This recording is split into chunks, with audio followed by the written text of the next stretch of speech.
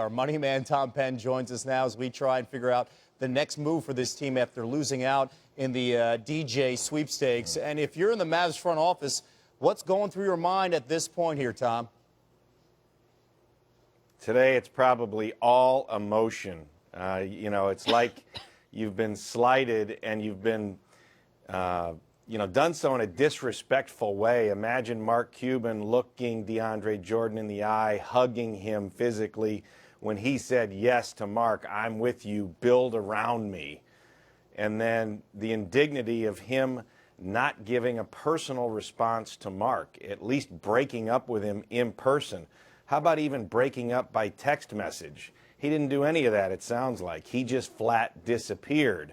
So today, when you're in that Mavs front office, you're trying to get your arms around the emotional part of this.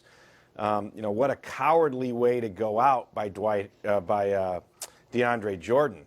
He didn't do anything illegal. In fact, the system is designed to enable this kind of behavior where the player can make a free decision and have time to do so. But the way that this is done, so today it's all about, I'm sure, the emotional side of this, processing it internally with your executive team, with your coaches, because it's pretty tough to see where to go from here. And losing DeAndre Jordan is one thing, but now the scramble for the Mavericks because you thought you had a verbal agreement and a lot of other players are off the market. Let's take a look at some of the big men who've been acquired since Jordan verbally agreed with the Mavs. LaMarcus Aldridge, of course, went to the Spurs. Wasn't a primary option for Dallas, but there's a bunch of players here that could have been at that 4 or 5 spot for them. We're talking Robin Lopez, Roy Hibbert, David Lee, David West, some of those options. What can they do now, this late into free agency here, Tom? Very little. You saw how deep you go in the big man chart. If you get to Bismack Biyombo and he's gone, you're in trouble. Then you look at the guys who have gone via trade. So David Lee via trade, Roy Hibbert via trade. Those big money contracts have already been offloaded. So you have to sit there and patiently probably wait. You can enter the season by maintaining your cap room.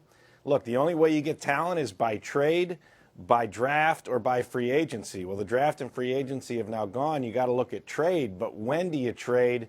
In the old days, you'd sit there and you'd wait for a team to get in tax trouble or things to go haywire and then take their athlete before the trade deadline.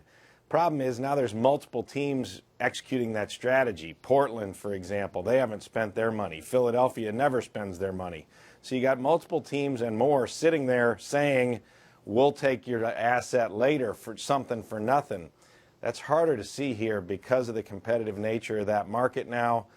It's a really tough blow to Dallas because they lost Monte Ellis, they lost Tyson Chandler, and they signed Wesley Matthews, who, Mark Cuban's right, great guy, high character, high class, bad Achilles. He's going to have to get healthy, and it looks like a tough road for Dallas. Probably their first trip below 500 since 2000. It's been a long time in Dallas.